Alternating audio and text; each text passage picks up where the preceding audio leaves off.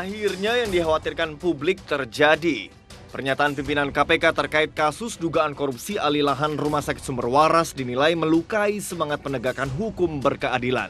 Dalam rapat dengar pendapat dengan DPR, KPK justru mempermasalahkan pasal yang diduga dapat dikenakan untuk menyeret para pihak dalam kasus tersebut. Terus terang saja itu pasal 2 dan pasal 3 itu dalam praktek itu juga sangat membingungkan bagi hakim itu. Pasal 2 itu bisa dikatakan itu seperti keranjang sampah. Pasal 3, setiap orang yang dengan tujuan menguntungkan diri sendiri atau orang lain atas suatu korporasi menyalahgunakan kewenangan, itulah korupsi. Apakah ada kasus begini? Ada. Salah satu ketua parpol terbesar kena pasal ini. Pejabat negara juga ada. Dia menyalahgunakan wewenang Pak Beni. Apakah sudah ada yang masuk bui? Ada. Kok sekarang KPK berubah? Sikap pendua KPK wajar menuai kecaman. Dengan menggunakan pasal yang disebut keranjang sampah itu, publik optimis akan banyak pihak yang harus mempertanggungjawabkan perbuatannya dalam alih hak yang diperkirakan merugikan negara ratusan miliar rupiah itu. Dua-dua pasal ini harusnya digunakan oleh KPK. Lantas, apa alasan KPK tidak menerapkan kedua pasal itu? Yang ada di dalam pasal-pasal undang-undang tersebut tidak terpenuhi, walaupun ditemukan, walaupun sudah ada kerugian negara, maka kasus tersebut akan diarahkan ke Perdata. Sudah ada penyalahgunaan kewenangan, tetapi butuh kepastian berapa nilai kerugian keuangan negara yang terjadi. Bu Basaria telah memplesetkan ketentuan Undang-Undang Nomor 32 itu. Basaria mungkin hilaf, namun yang tidak boleh dilupakan bahwa banyak hak warga miskin DKI Jakarta yang mungkin saja tidak sampai karena proyek alih lahan Sumber Waras. Kasus besar yang juga melibatkan uang yang jauh lebih besar, tidak kelihatan proses penegakan hukumnya. Siapapun yang jadi pimpinan KPK, undang-undangnya sama, parameternya sama, korupsi yang korupsi. Lantas, di manakah KPK pujaan rakyat itu? Tim Liputan MNC Media melaporkan.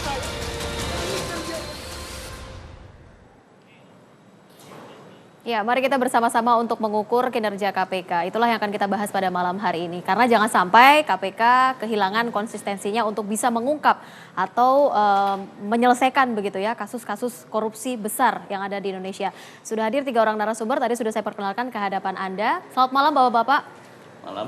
Terima kasih sudah hadir pada malam hari ini. Waalaikumsalam. Dan tentu kita tidak mau KPK kehilangan konsistensinya begitu ya untuk mengungkap kasus-kasus besar, kasus korupsi gitu. Bang, kemarin di Komisi 3 apa yang didapat dari RDP dengan KPK? Apakah memang dilihat ada gejala-gejala KPK ini sebenarnya ada sinyal takut begitu untuk mengungkap kasus-kasus besar atau seperti apa sebenarnya dari DPR? Yang pertama kita apresiasi dulu lah buat KPK telah berhasil OTT ya, dan OTT angkanya di bawah 1 miliar. Tapi kan OTT-nya kecil. Lu mau ngomong. Salah ya? Angkanya kecil-kecil, yang 350, yang 600. Yang di bawah 1 miliar, tapi ini memang bikin keanehan dengan angka-angka yang kecil ini. Kenapa? Orang jadi bertanya-tanya. Katanya kalau nggak di bawah 1 miliar ya bukan korupsi. Tapi pada kasus ada organisasi massa yang memulangkan uang 100 juta ke KPK dipulangi karena itu bukan korupsi katanya. Itu kan jadi aneh-aneh. Ya, jadi itu yang pertama, tapi yang perlu diperhatikan, kemarin ketika di Komisi 3 ada hal juga yang aneh lagi. Kenapa? Satu hal bahwa sesungguhnya KPK menugaskan BPK untuk mengaudit, menginvestigasi. Ini kasus Sumber Waras ya? Yes. Oke. Tapi pada waktu yang sama begitu udah di hasilnya tapi nggak dipakai. Nah gitu. Dan dipakai dan tidak di... Karena dianggap tidak ada atau tidak menimbulkan korupsi gitu. Iya, tidak ada PMH dan seterusnya. Ya. Sementara pada waktu di Komisi 3 udah sempat mengumumkan Pak Agus itu menyatakan bahwa kasus Sumber Waras selesai, tidak ada temuan tidak ada PMH begitu. Nah, padahal BPK sendiri belum diajak gelar perkara, belum diajak ngomong, belum diajak dialog gitu. Nah, jadi satu hal yang perlu kita perhatikan, KPK tidak boleh demikian. KPK harus independen dan harus kelihatan nampak. Gitu ya. Banyak pertanyaan yang diajukan oleh Komisi 3 pada saat itu terkait dengan kasus-kasus yang mungkin sedang dijalani oleh KPK begitu, yang sedang diusut. Adakah jawaban yang memuaskan yang diberikan kepada KPK? Ya, prinsipnya begini.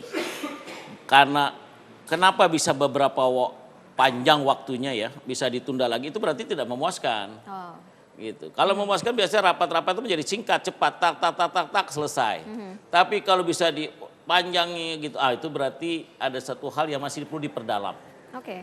Itu saja. Pak Yusuf, kalau Anda lihat kenapa sih sebenarnya dengan KPK ini? Ada unsur apa sebenarnya KPK yang sekarang ini? Jadi gini, kita coba untuk flashback ya. Ya. Dari pimpinan KPK yang pertama, di mana dia membangun fondasi. Jadi di situ di mana ruang-ruang kritik publik itu belum kelihatan. Karena memang dia membangun fondasi KPK. Walhasil KPK dengan posisi komisioner, dengan posisi ad hoc, cukup betul disegani gitu. Nah, masuklah kepemimpinan berikutnya. Ya. Masuk kepemimpinan berikutnya waktu zamannya Bibi dan Chandra, ada persoalan hukum di situ. Nah, kemudian masuk lagi di pimpinan yang Abraham Samad, terlalu berani. Dia sangat berani, akhirnya Kena kasus hukum juga. Melampaui. Akhirnya terjadilah perbuatan melawan hukumnya di situ. Nah, masuklah pimpinan sekarang, terlalu berhati-hati. Berhati-hatinya akhirnya barang yang harus di depan mata ini udah kelihatan, ternyata nggak jadi persoalan hukum. Jadi waktu kasus Sumber Waras itu jauh sebelumnya itu kok kayak kelihatan sekali dari pimpinan KPK kayak Saud Sitomorang. Kayak baku saling ngerebut panggung nih, Saud Sitomorang, Basaria, terus masuk lagi pimpinan KPK. Itu belum ditemukan niat. Kalau belum ditemukan niat, ini kan ini undang-undang KPK ini kan dari formil. Banyak banyak korban-korban KPK sebelumnya itu yang dimana tidak ada niat. Oke, untuk kasus Sumber Waras walaupun BPK sudah menyatakan ada kerugian negara, tapi BPK 80 hari loh, diminta 60 tambah 20, 80 hari itu kan diminta sama KPK. Jadi untuk diaudit investigasi bahwa gimana sih? Nah, karena awalnya dia bilang bahwa penganggaran dianggap bermasalah, walaupun dianggap wajar tanpa pengecualian, tapi dianggap penganggaran ada beberapa yang bermasalah, ada beberapa item. Itu kemudian diminta KPK karena masuk di Sumber Waras, coba diminta diaudit investigasi seperti apa. Hasilnya ada kan seharusnya ini sebagai pintu masuk untuk mengusut jauh lebih dalam. Tapi malah sebelum masuk gelar perkara, pimpinan KPK terlalu cepat, terlalu prematur mengatakan bahwa ini belum ditemukan dan tidak ada unsur korupsi. Kalau dari Padahal KPK Watch, kerugian negaranya di mana? 191 yang BPK menyebutkan itu harus loh disampaikan, harus konfrontir dong antara BPK dengan, makanya gelar perkara itu dibutuhkan supaya sebelum KPK mengambil kesimpulan, otomatis kan publik sudah mengetahui argumentasi hukumnya BPK seperti apa, kemudian alasan KPK seperti apa. Nah, jadi kalau kelihatan memang pimpinan KPK kali ini terlalu berhati-hati, akhirnya dia selalu mengambil tindakan yang bersifat random. Salahkah kalau KPK terlalu berhati-hati begitu? Padahal sebenarnya KPK juga tidak ingin terperosok sebenarnya dengan suatu hal. Berhati-hati sih nggak ada masalah. Tapi dia harus berani dong mengambil keputusan. Kalau yang saat ini belum berani. Berhati-hati ini kan ibaratnya kalau terlalu berhati-hati kan jadi goreng, jadi kabur gitu. Jadi yang kita inginkan itu berhati-hati agar tepat sasaran. Ini malah berhati-hati tapi tidak berani mengambil keputusan. Sudah ada audit BPK, tapi KPK mengatakan ini tidak jadi persoalan hukum. Ada lagi tadi di Komisi 3 yang beri pemberitaan tadi itu Pak. Itu Pak Surya Penjatan mengatakan bahwa unsur kerugian negara itu bisa digugat perdata. Pada sebenarnya ini kan dalil formil. Dalil formil itu serangkaian perbuatan mau untuk menguntungkan dirinya atau orang lain atau tidak ada niat, penting ada kerugian. Dia sudah masuk dalam tindak kejahatan korupsi di situ. Karena delik formil, bukan delik material. Kalau delik material tahun nomor 3 tahun 71, orang nggak ada niat nggak ada masalah, bisa ons lah. Bisa ons lah di situ. Tapi kalau ini kan delik formil. Saya ke Bang Margarito saja. Bang Margarito, sudah beberapa kali Anda kami undang ke sini terkait dengan kasus Sumber Waras, reklamasi begitu ya, dan juga audit BPK. Ternyata hasil audit BPK juga tidak menjadi bukti yang kuat begitu untuk menyatakan bahwa ini ada unsur yang mesti kita tanya sama si Basaria dan siapa itu, kita tanya mereka ini pakai undang-undang apa? Mereka pakai undang-undang dasar kita atau pakai undang-undang apa di negeri ini? Gitu. Jangan lupa tidak sedikit orang yang sekarang ada dalam penjara itu masuk karena audit BPK. Karena salah kebijakan. Satu ya. Yang kedua, kalau Anda bicara tipikor pasal 2 dan pasal 3, Anda boleh melawan hukum apa saja. Tapi begitu tidak ada kerugian keuangan negara, tidak ada korupsi. Ya, betul.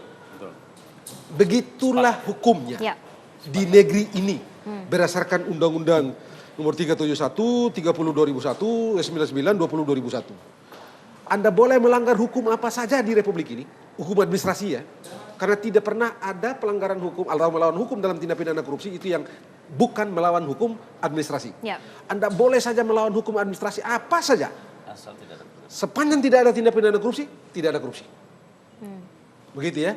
Satu, yang kedua itu. Dan semua orang yang masuk penjara, yang dituduh melanggar pasal 2 dan pasal 3 itu, semuanya karena audit BPK. Tindak pidana korupsi itu ada karena audit BPK. Oleh siapa? Dan untuk audit investigasi, karena audit investigasi itu disebut begitu karena ia dikerangkakan dalam penyidikan. Itu berarti bahwa penyidikan itu audit itu hanya bisa dilakukan kalau diminta oleh penyidik, bukan oleh institusinya, penyidik. Ya. Kemarin ini yang minta adalah komisioner KPK. Betul. Komisioner KPK menurut Undang-Undang KPK adalah penyidik. Artinya benar itu. Nah, lalu sekarang mereka bilang tidak ada. Jujur saja, lebih baik kita berhenti jadi sarjana hukum daripada kita begini. Sebab tidak ada ilmunya ini di Republik ini. Kalau sekarang mereka bilang, tadi kayak Ibu Basaria bilang, ya tidak ada kerugian negara, ada melawan hukum, nanti perkara perdata. Anda perkara siapa? Mau perkara siapa sekarang? Mau perkara Pemda ini? Anda menang sampai di langit atas, kalau kita tumpuk-tumpuk nih, sampai di langit, Anda nggak bisa bikin apa-apa. Dan bagaimana cerita, begitu tidak ada kerugian negara, Anda tuntut perbuatan melawan hukum, apa yang dituntut? Artinya percuma saja dong audit yang dilakukan BPK. Ini apa. Jadi permainan. Jadi kayak banyak boleh jadi jangan-jangan sampai dianggap rakyat Indonesia ini kambing semua. Bukan, bisa atau jadi manusia tidak waras semua, karena ini super waras kan. Jadi satu rakyat Indonesia ini 290 sekian rakyat Indonesia ini, manusia ini kepalanya nggak ada isi. Khawatir ada membawa pesan khusus. Zombie. Rakyat Indonesia sekarang berstatus zombie. Gitu. Oke, tapi tentu yang menjadi pertanyaan. pertanyaan. Itu ya kebetulan. Yang kedua, itu satu kategori. Ada yang berbahaya ini loh ya. KPK tampak dengan begini, maka ia berada di atas organ yang lain. Maksudnya? Ya persis seperti MPR di masa lalu. Dialah di atas semuanya. Semuanya dia ditentukan. Salah benar hukum dinyatakan segala macam. Ini yang berbahaya. Dan saya kira ini mesti dikoreksi serius oleh, ya kalau DPR Ustadz ini punya kawan-kawan masih bisa kita harap, ya kita harap lah. Oke. Tapi kalau tidak ya sudah masalah. Boleh lah kita berharap dulu kepada Komisi 3 ya. Karena masih akan ada pertemuan lain. Enggak, saya sih harap itu kawan saya Benny itu. Dan saya senang tadi dia bicara begitu karena dia doktor tata negara. Saya ngerti betul ini Benny ini. Oke. Kawan saya ini. Dan apa yang dia bilang tadi iya.